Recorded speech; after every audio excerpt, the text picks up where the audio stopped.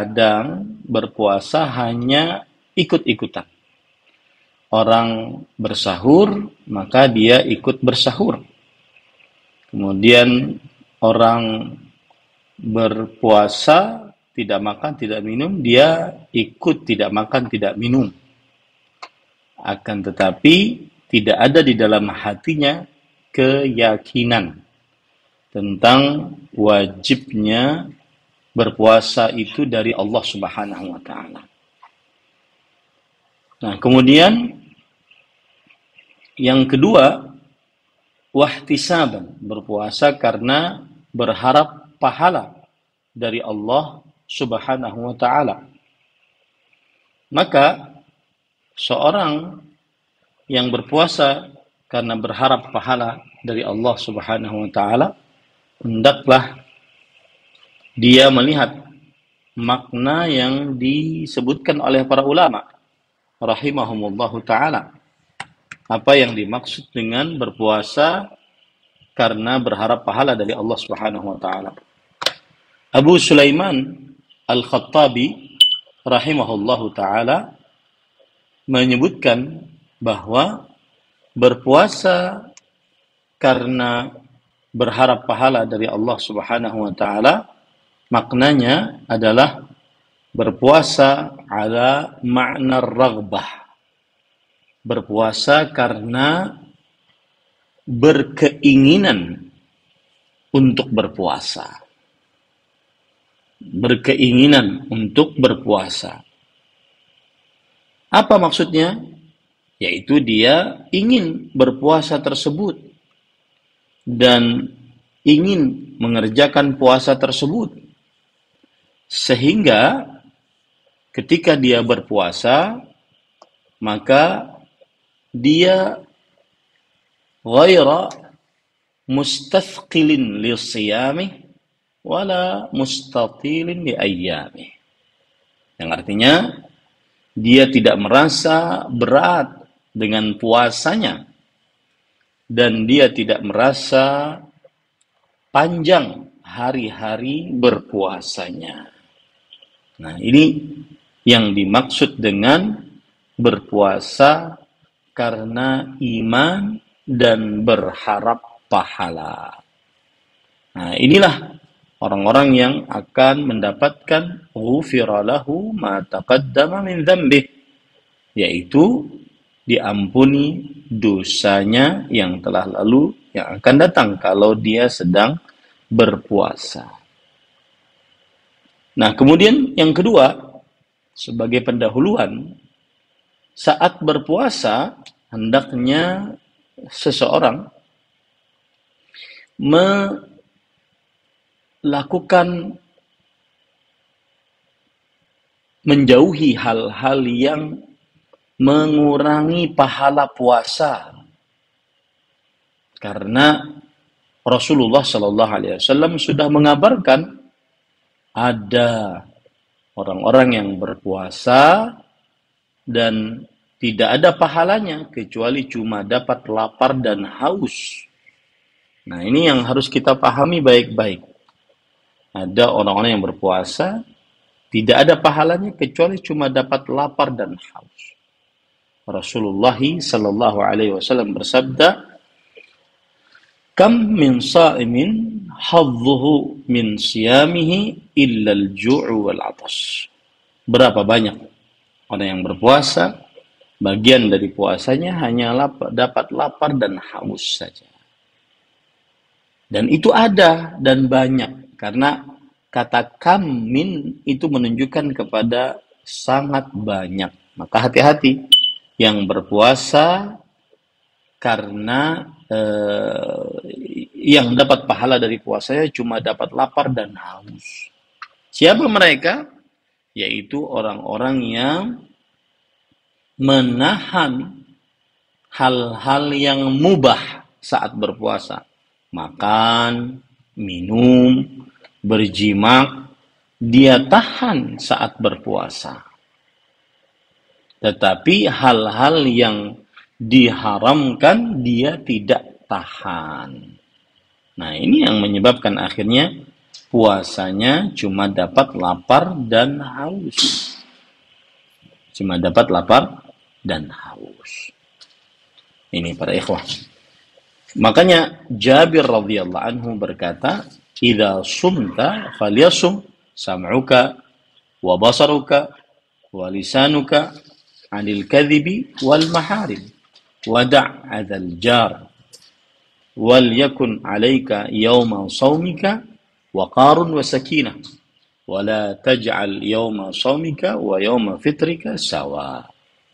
Yang artinya, jika engkau berpuasa, maka puasakanlah juga pendengaranmu, penglihatanmu, dan lisanmu dari dusta.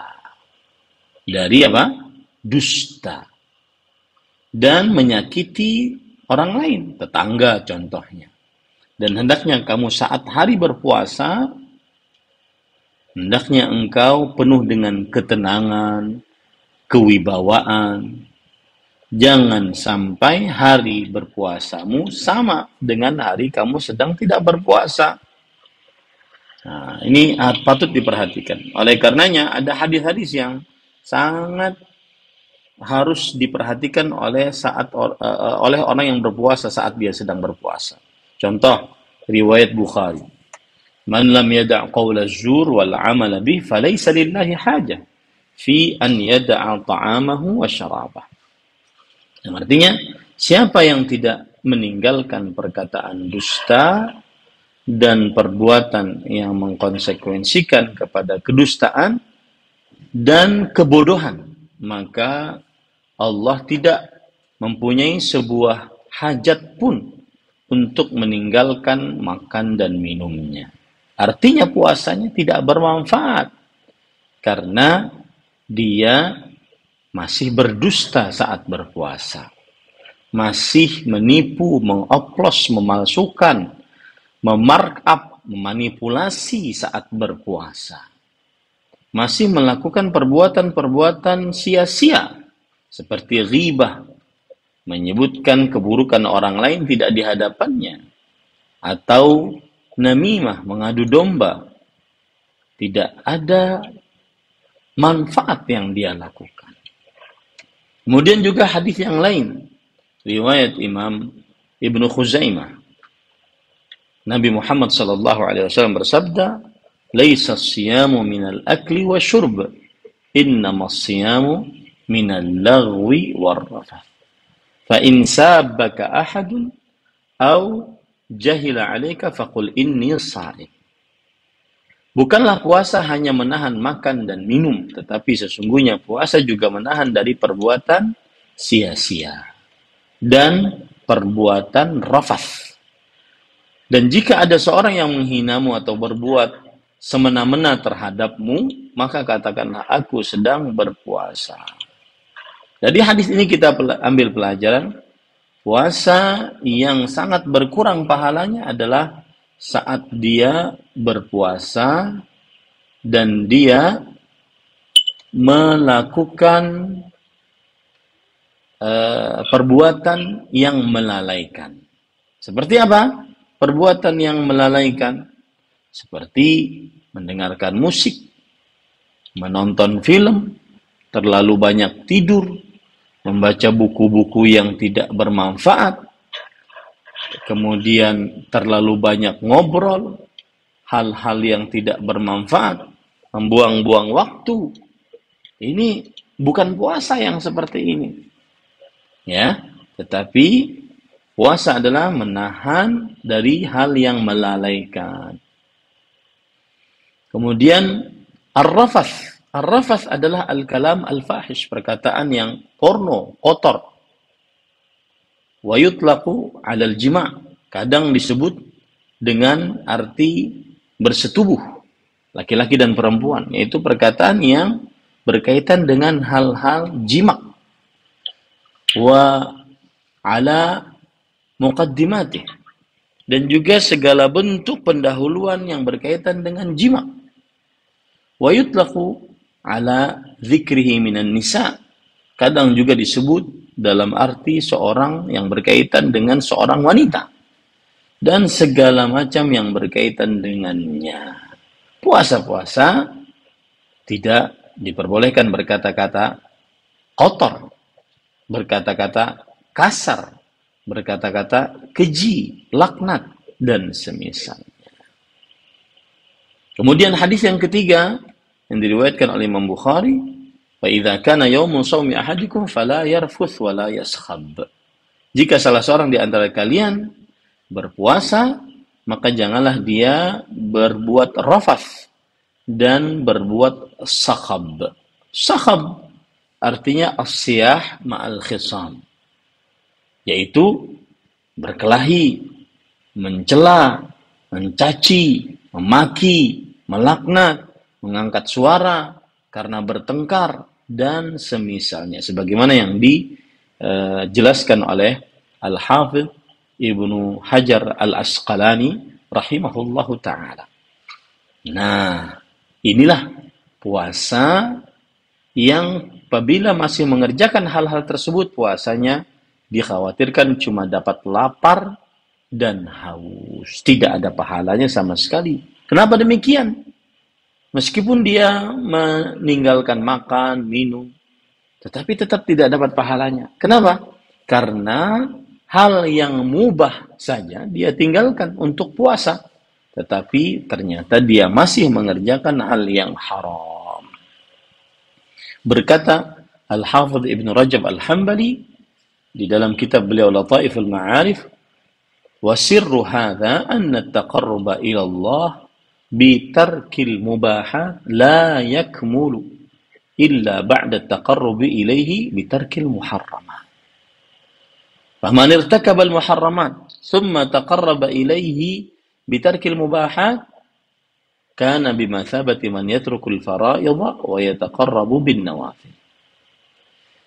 Rahasianya, mengapa dia puasa tetapi ketika mengerjakan hal maksiat dia masih tidak mendapatkan pahala, cuma dapat lapar dan haus saja. Rahasianya adalah karena saat dia berpuasa meninggalkan hal-hal yang mubah, tetapi ternyata masih mengerjakan hal-hal yang diharamkan. Ini seperti seorang yang meninggalkan amalan wajib dan mengerjakan amalan sunnah. Ini nggak manfaat. Ada orang yang sangat khusyuk salat tarawih, tetapi salat zuhurnya dan asar ketiduran. Ini tidak manfaat. Begitulah perumpamaan orang yang berpuasa tetapi tidak mengerjakan hal-hal yang ketaatan, bahkan mengerjakan kemaksiatan. Nah, silakan. Masya Allah. Kita kalau memang Ustaz atas nasihat dan berbeda yang telah Ustaz sampaikan pada hari ini. Selanjutnya Ustaz, kita akan memasuki sesi tanya jawab Ustaz. Tapi sebelum itu, bagi pian-pian sahabat intro dapat bergabung bersama kami dengan mengirimkan pertanyaan seputar masalah puasa dan ibadah-ibadah di dalamnya. Silakan kirimkan dengan format nama, domisili dan pertanyaan Anda ke nomor WhatsApp kami di 0811555897. Baik Ustaz, ada pertanyaan pertama yang masuk dari wajah Amnani di Kurau, Tanah Laut, Kalimantan Selatan. Assalamualaikum warahmatullahi wabarakatuh Ustaz. Ustaz, mau tanya tentang bagaimana cara melaksanakan sholat tarawih berjamaah di rumah, karena jarak masjid dengan rumah kami lumayan jauh. Ulun di rumah dengan adik bersama perempuan. Selama ini kami mengerjakannya sama seperti sholat tahajud, cuma kalau sholat tarawih secara berjamaah. Apakah ini sudah benar atau lebih baik sendiri-sendiri saja Ustaz? Dan di kesempatan ini ulun minta penjelasan dari Ustaz tentang tata cara sholat tarawih berjamaah yang benar sesuai sunnah. Karena mungkin saja secara sholat kami selama ini ada kekeliruan. Demikian pertanyaan Ustaz. Atas jawaban Ustaz, kami ucapkan terima kasih. Waalaikumsalam warahmatullahi wabarakatuh. Bismillah, walhamdulillah, wassalatu wassalamu ala rasulillah, wa ala alihi wa ashabihi wa man wala, amma ba'd. Sebelumnya, saya ingin memberitahukan kepada seluruh terutama warga Kalimantan Selatan, terutama di Kabupaten Tanah Laut dan juga Banjarmasin, bahwa ini kita mengadakan program BINKA, Bimbingan Konseling Puasa. Dan ini bersama dengan Intro Radio 89,7 FM yang berada di Kabupaten Tanah Laut. Dan juga bisa radio ini didengar melalui di mobil, ya, di kota Banjarmasin dan sekitarnya. Alhamdulillah terdengar dengan jelas. Berapa? 89,7 FM. Ya, ini untuk warga Banjarmasin bisa mendengarkan radio ini 89,7 FM. Intro Radio. Dan adapun jawaban atas pertanyaan tadi adalah bismillah walhamdulillah wassalatu wassalamu ala rasulillah wa ala alihi wa ashabihi wa man wala. Amma ba'd. Seorang wanita muslimah lebih baik sholat di dalam rumahnya, meskipun dia diperbolehkan sholat di masjid kampungnya, asalkan minta izin kepada suaminya, dan suaminya tidak diperbolehkan untuk melarangnya. Dalam hadis sahih, Rasulullah sallallahu alaihi wasallam bersabda, "La tamna'u ima Allah masajid Allah." Janganlah kalian larang budak-budak wanita Allah, yaitu kaum muslimat, untuk pergi ke masjid-masjid Allah. Idza sta'dzannakum ilaiha, jika istri-istri kalian tersebut minta izin kepada kalian. Kemudian Rasulullah SAW bersabda, wa buyutuhunna khairul lahunna, dan rumah-rumah para perempuan lebih baik bagi mereka. Hadis ini memberikan pelajaran seorang wanita muslimah lebih afdal untuk sholat, baik sholat wajib ataupun sholat sunnah seperti tarawih yang dikerjakan secara berjamaah di rumahnya dibandingkan di masjidnya. Kemudian bagaimana jika ingin mengerjakan sholat tarawih berjamaah di rumah?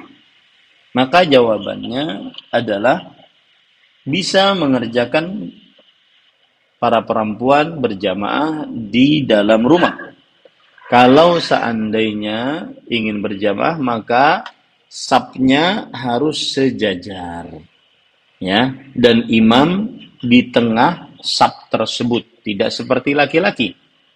Laki-laki di depan saf tersebut, adapun perempuan di tengah.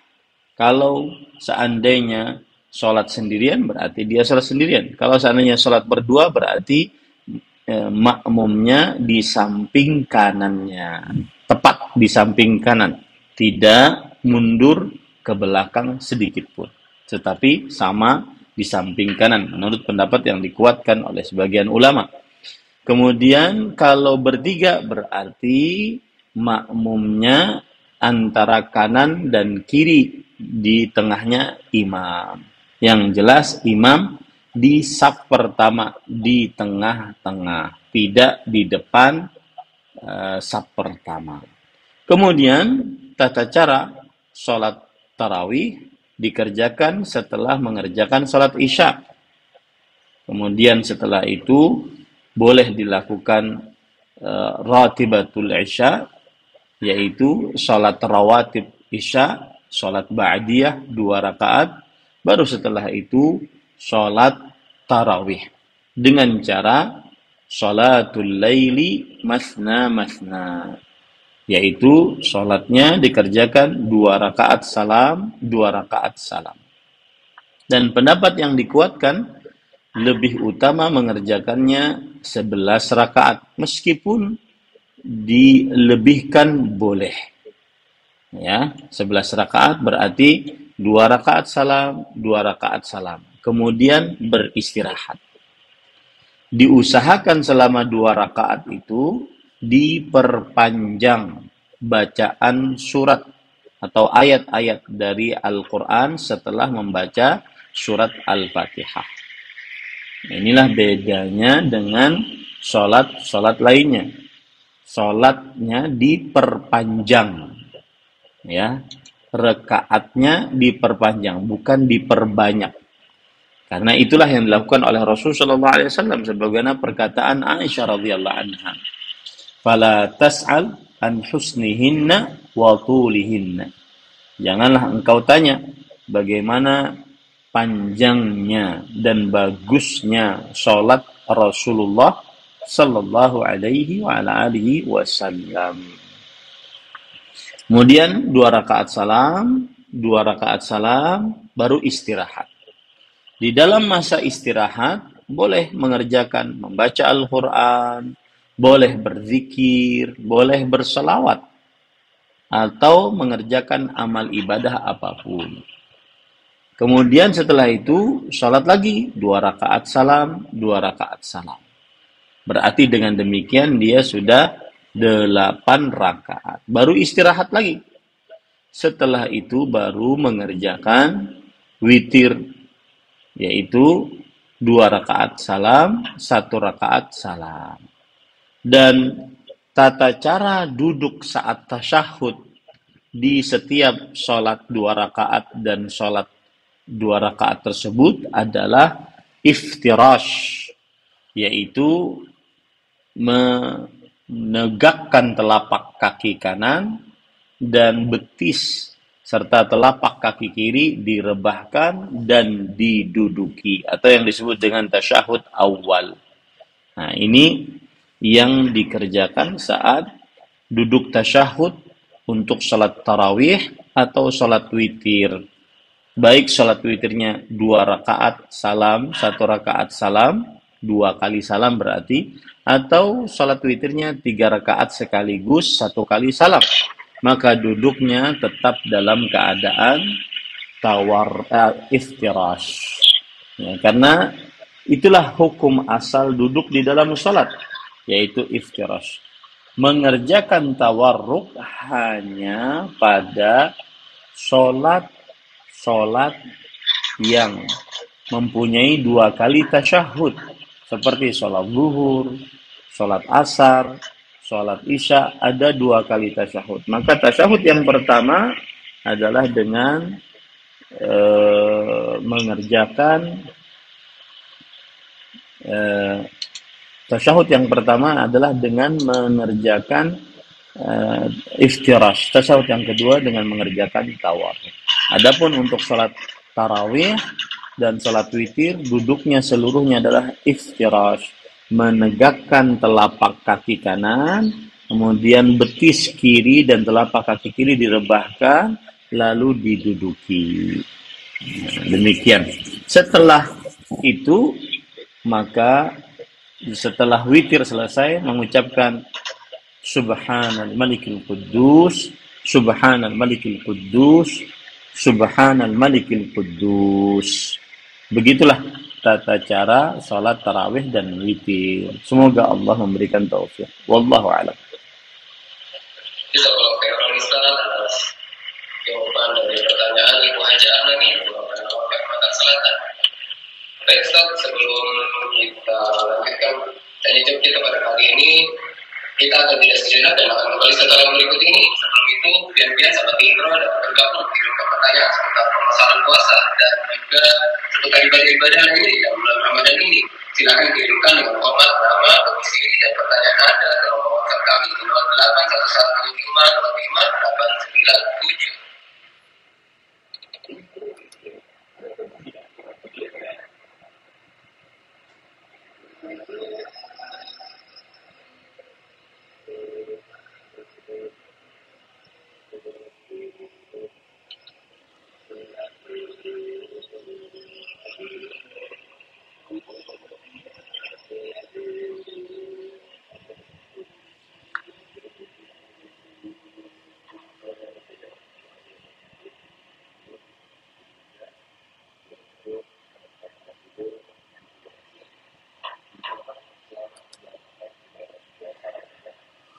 Astagfirullah. Subhanallah.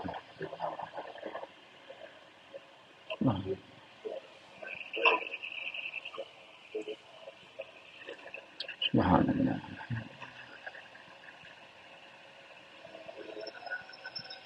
Subhanallah. Subhanallah. La ilaha. Subhanallah. Subhanallah.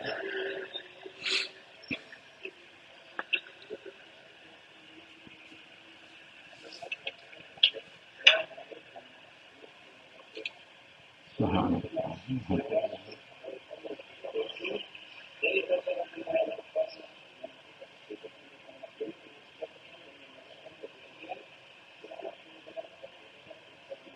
Subhanallah. Subhanallah. Subhanallah. Subhanallah.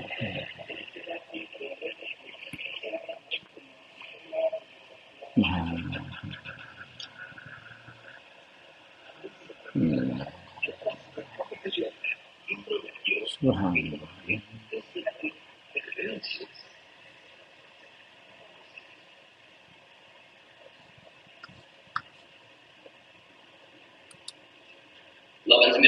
FM Intro Radio Analog Kalimantan Selatan, informatif, inspiratif, dan religius.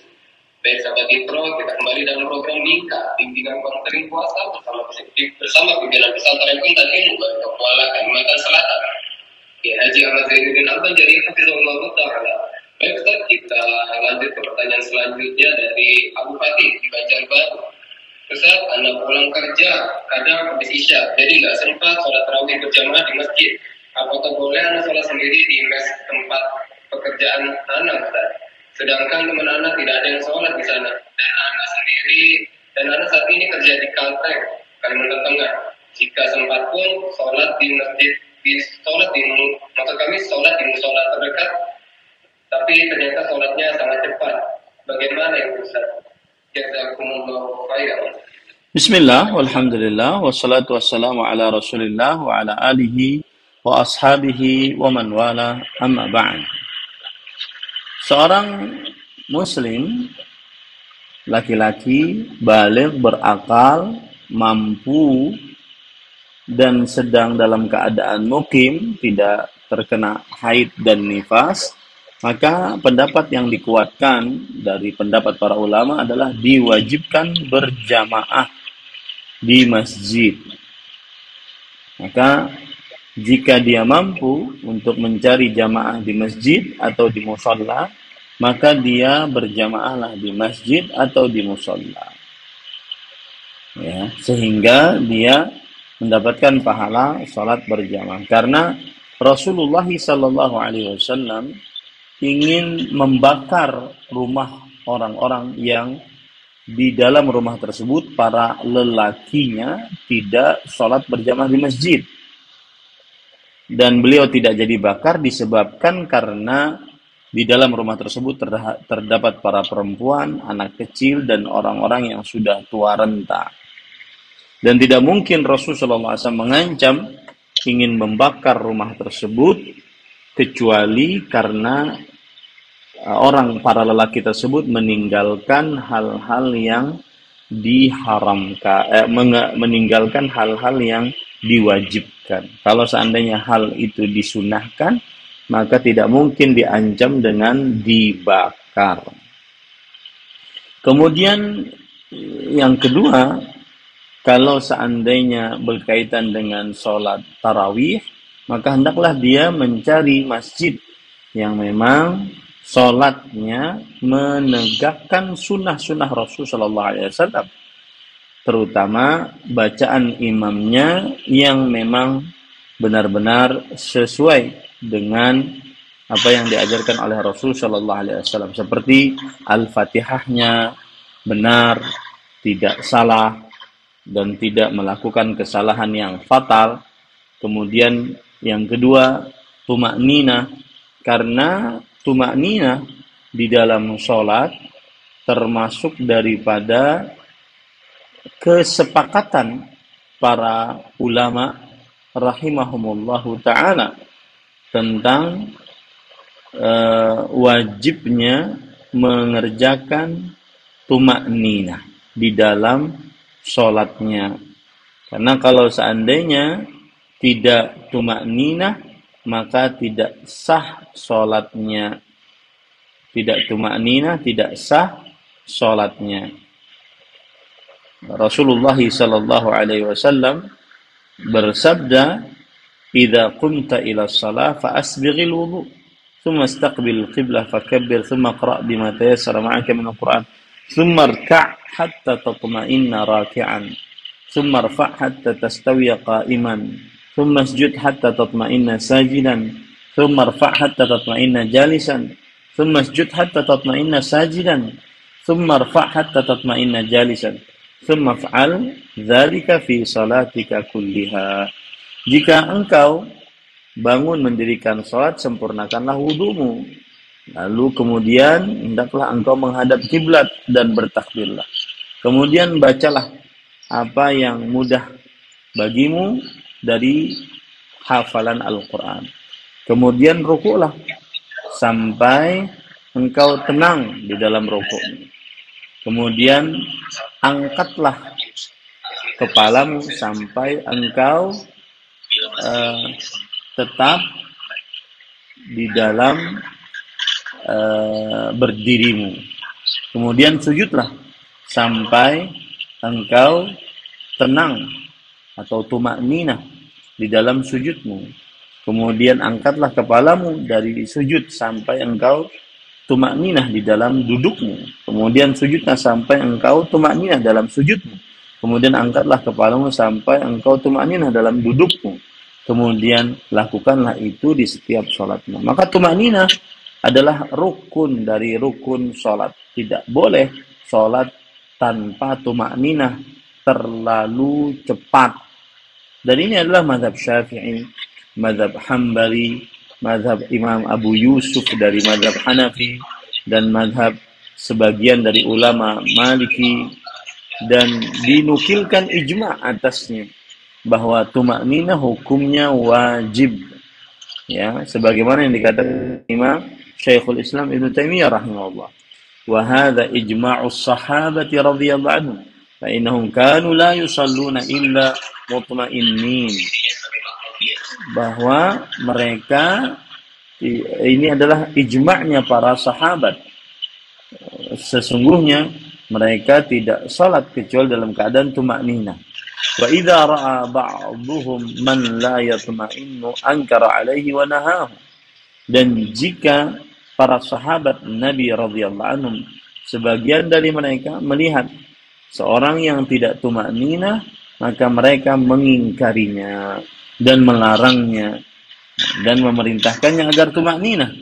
Wala yunkiru wahidun minhum 'alal munkir lidzalik wa hadza ijma'un minhum 'ala wujubi sukun wa tuma'ninati fi sholati qawlan wa fi'lan. Dan tidak ada yang mengingkari, seorang pun dari para sahabat yang mengingkari orang yang tidak tumakninah tadi. Ini berarti ijma' dari para sahabat atas wajibnya tenang dan tumakninah di dalam sholat, baik ucapan atau perbuatan. Maka saya nasihatkan bagi kaum muslimin yang sholat tarawihnya terlalu cepat, maka menurut mazhab Syafi'i, mazhab Hambali, dan pendapat dari Imam Abu Yusuf dari mazhab Hanafi, dan pendapat dari ulama mazhab Maliki, dan juga pendapat dari Imam Daud Al-Zahiri, bahwa yang tidak tumakninah sholatnya tidak sah, karena tumakninah adalah rukun sholat. Maka pada saat itu dia mencari musalla yang mengerjakan sholat tarawihnya dengan tumakninah. Lalu apa itu tumakninah? Tumakninah, para ikhwan yang dirahmati oleh Allah Subhanahu wa ta'ala, apa itu tumakninah di dalam sholat? Maka di sini para ulama rahimahumullahu ta'ala mereka berkata bahwa tuma'ninah di dalam sholat adalah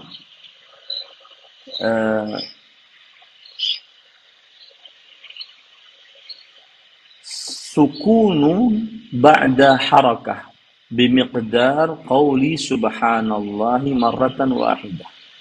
Artinya diam setelah bergerak kepada gerakan selanjutnya, diamnya itu selama ucapan subhanallah. Ya, subhanallah walau satu kali. Nah, ini sebagian ulama berpendapat demikian. Itulah yang disebut dengan tumakninah. Jadi misalkan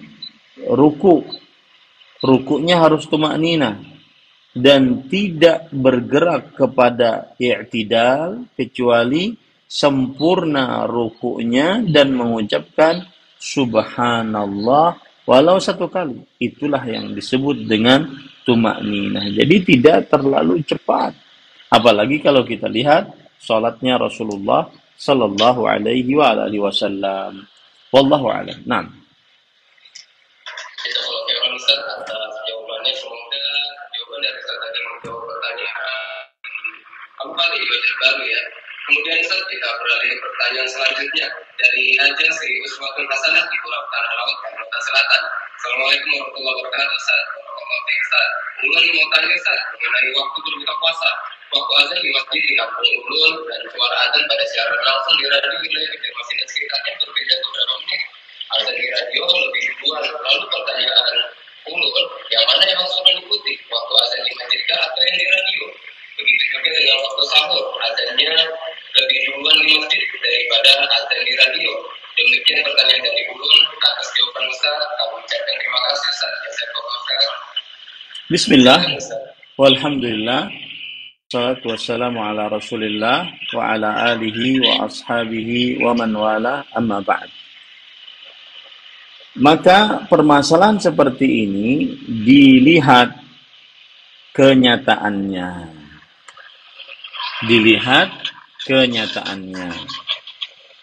Kenyataannya adalah apabila azan di radio lebih tepat dengan terbenamnya matahari yang menunjukkan waktu berbuka, maka itulah yang diikuti. Akan tetapi apabila azan di masjid dia mengumandangkan azan tepat waktunya, maka pada saat itu, pada waktu subuh, itulah yang diikuti sehingga tidak makan lagi dan minum lagi setelah azan subuh itu. Nah, jadi dilihat mana yang lebih tepat dari dua azan tersebut. Apakah azan melalui masjid ataukah azan melalui radio. Wallahu a'lam. Jawabannya semoga jawaban dari Ustaz tadi menjawab pertanyaan dari Ibu Haja Sri Uswatun Hasanah yang di Pulau Tanah Laut, Kalimantan Selatan. Kemudian Ustaz, kita beralih ke pertanyaan selanjutnya dari Ilham di Pulau juga di Tanah Laut, Kalimantan Selatan. Dengan pertanyaan, bagaimana menyikapi imam yang terlalu cepat bacaannya? Sampai-sampai ketika saya ingin baca Fatihah saya selalu ketinggalan dan baca tahiyat pun baru sampai salawat, imamnya sudah sampai salah. Silakan Ustaz. Bismillah, wassalatu wassalamu ala rasulillah wa ala alihi wa ashabihi wa man wala, amma wa. Apabila makmum bermakmum kepada seorang imam dan kemudian belum menyempurnakan bacaan, baik itu bacaan Al-Fatihah pada berdiri atau bacaan tasyahud, tahiyat, maka bagaimana sholatnya makmum? Jawabannya, para ikhwan yang dirahmati oleh Allah Subhanahu wa ta'ala, Yang pertama kita harus dudukkan dulu bahwa makmum apabila tidak cukup membaca surat Al-Fatihah karena imam terlalu cepat di dalam sholatnya, tidak mengapa atas makmum. Dan sholatnya tetap sah. Sholatnya tetap sah. Kenapa? Karena qiraatul imam, qiraatul makmum. Bacaannya imam adalah bacaannya makmum. Ini yang pertama.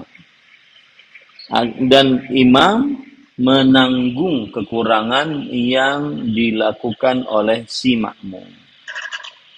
Begitu juga di dalam bacaan tahiyat. Apabila ternyata si makmum tidak cukup membaca tahiyat karena imam terlalu cepat, maka yang menanggung adalah sang imam.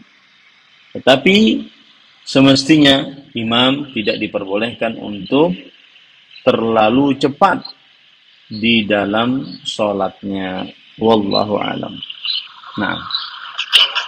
Kalau saya Ustaz atas jawabannya, semoga dengan jawaban dari Ustaz tadi telah menjawab pertanyaan yang telah diajukan oleh Ilham di Kurau Tangerang Kalimantan Selatan. Kemudian kita beralih ke pertanyaan selanjutnya Ustaz, dengan pertanyaan sebagai berikut.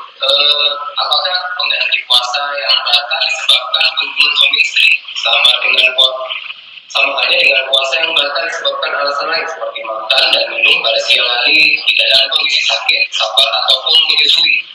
Apakah hal itu sama terkait pengganti puasanya?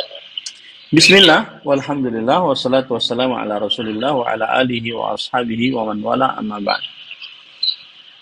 Berjima di siang hari bulan Ramadan bagi seorang muslim atau muslimah yang baligh berakal, mampu muqim, terlepas dari haid dan nifas, adalah sebuah dosa besar dan membatalkan puasa. Maka orang seperti ini wajib baginya beberapa perkara. Yang pertama, dia batal puasanya. Tetapi tidak boleh setelah itu dia makan dan minum. Dia wajib menahan dari makan dan minum sampai terbenam matahari. Karena dia membatalkan puasa dengan sesuatu yang bukan dibenarkan oleh syariat. Kemudian yang kedua adalah dia mengqadha puasanya di lain hari. Karena dia membatalkan puasanya tanpa ada alasan yang dibenarkan oleh syariat. Kemudian yang ketiga adalah dia beristighfar. Apabila seorang lelaki menggauli istrinya di siang hari bulan Ramadan dan mereka keduanya diwajibkan untuk berpuasa Ramadan, maka wajib untuk beristighfar, bertobat kepada Allah Subhanahu wa taala. Yang keempat, dia membayar kafarat. Kafarat ini dibayar sesuai dengan kesanggupan. Sesuai dengan urutan atas kesanggupan. Yang pertama yaitu memerdekakan budak. Jika tidak sanggup baru turun yang kedua, yaitu berpuasa 2 bulan berturut-turut. Jika tidak sanggup baru dia bersedekah kepada 60 orang fakir miskin.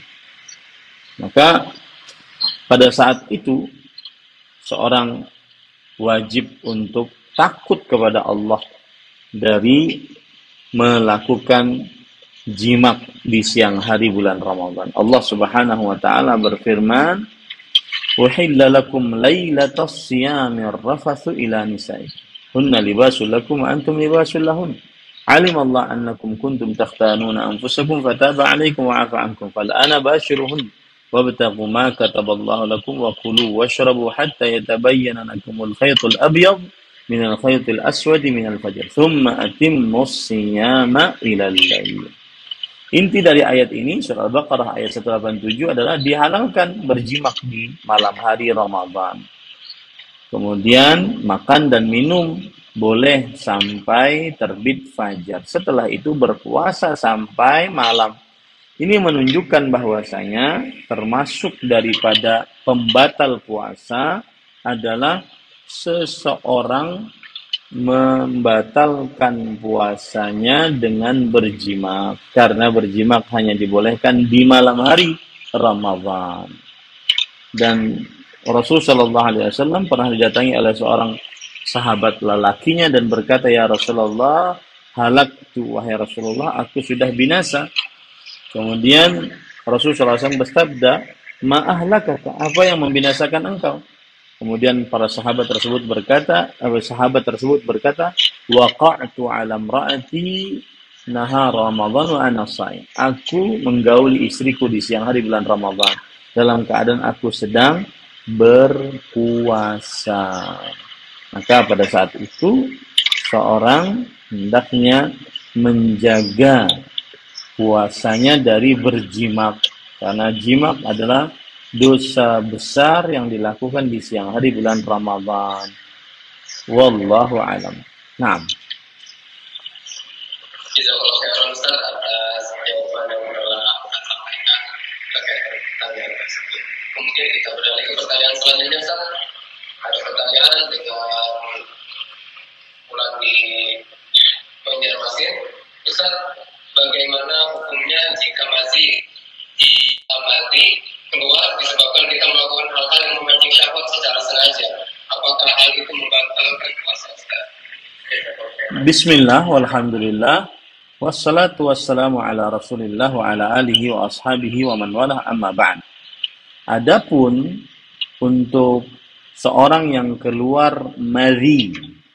Madhi adalah cairan yang keluar dikarenakan syahwat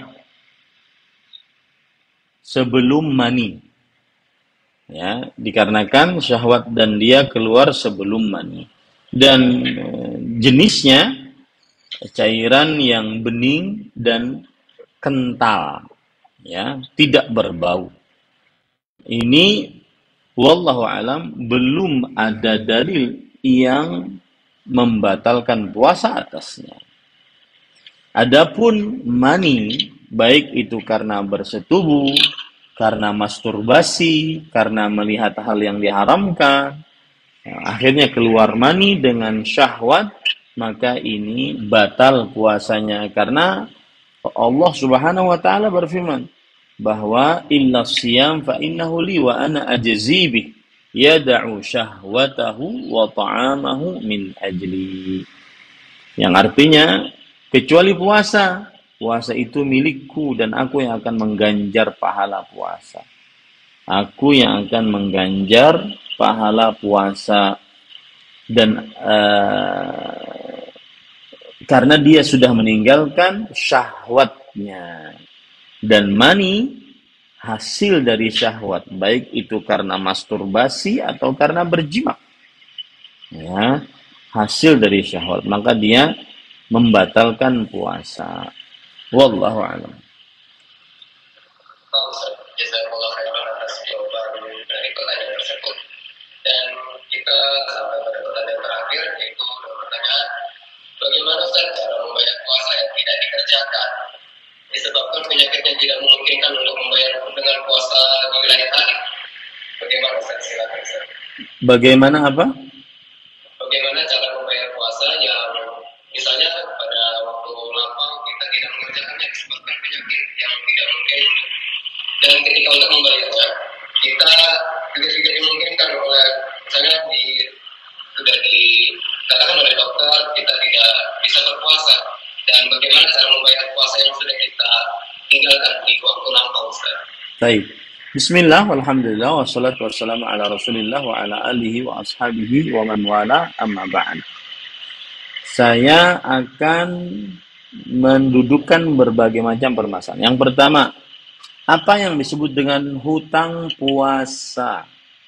Jawabannya adalah hutang puasa yaitu seseorang yang diwajibkan untuk berpuasa lalu dia tidak berpuasa karena disebabkan ada alasan yang dibenarkan oleh syariat, seperti sakit, seperti musafir, seperti datang haid atau nifas, seperti orang tua renta, maka yang seperti ini diperbolehkan untuk tidak berpuasa. Nah, lalu kalau seandainya dia tidak berpuasa, maka dia wajib untuk mengqadha, ya. Dan sebagian diwajibkan untuk membayar kafarat yang akan saya jelaskan nanti. Nah, apabila belum diqadha atau belum dibayar kafarat, berarti dia masih memiliki hutang puasa. Itulah yang disebut dengan hutang puasa. Adapun yang tidak berpuasa karena malas, karena meremehkan, maka yang seperti ini tidak ada disebut sebagai hutang puasa, ya. Tetapi dia meninggalkan puasanya karena malas. Dia meninggalkan puasanya karena malas. Maka para ulama terjadi ikhtilaf bagi siapa yang meninggalkan puasa karena malas. Ada yang mengatakan tetap wajib diqadha.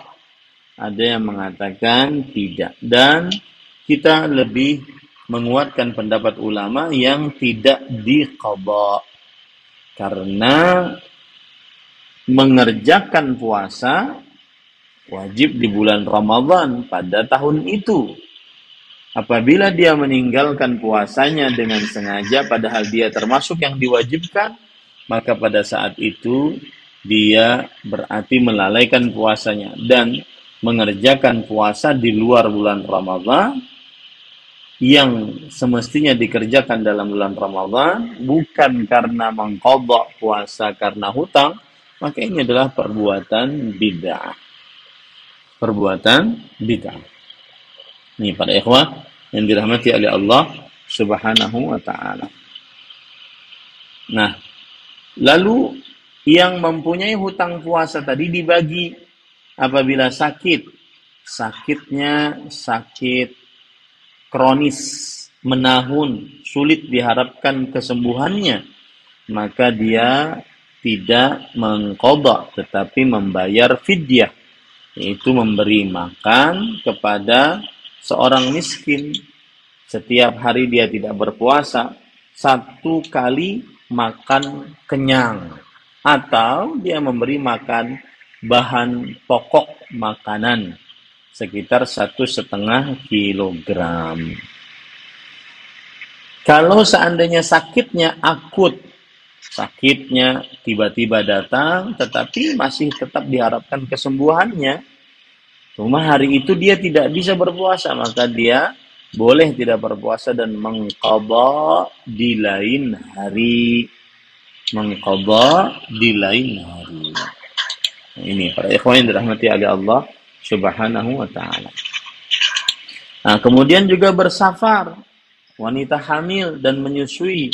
Jika mereka tidak berpuasa saat safar, saat hamil, saat menyusui, maka pendapat yang dikuatkan adalah mengqadha saja.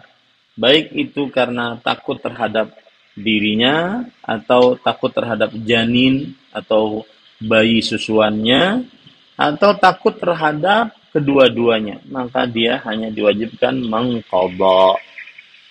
Ya, hal ini berdasarkan hadis riwayat Imam Tirmidzi, Rasulullah sallallahu alaihi wasallam bersabda, "Innallaha wada'a 'anil musafiri wal hamili wal murdhi as-siyam awis shaum."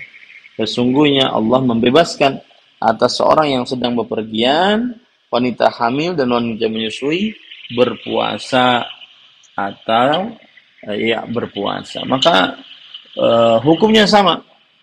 Orang yang bersafar dia membayar qadha di lain hari kalau tidak berpuasa, dan wanita hamil dan menyusui juga membayar qadha di lain hari kalau sudah tidak menyusui dan tidak hamil.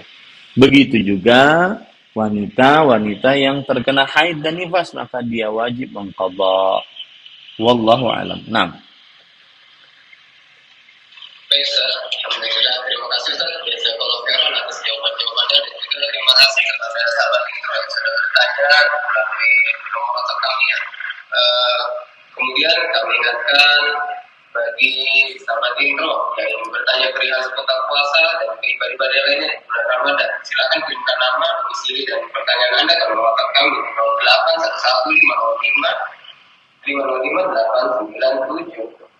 Insya Allah kita akan berjumpa lagi di edisi berikutnya. Baik Ustaz dan sahabat Intro, kita tutup perjumpaan kita kali ini dengan berdoa dengan doa kafaratul majelis. Assalamualaikum warahmatullahi wabarakatuh. waalaikumsalam.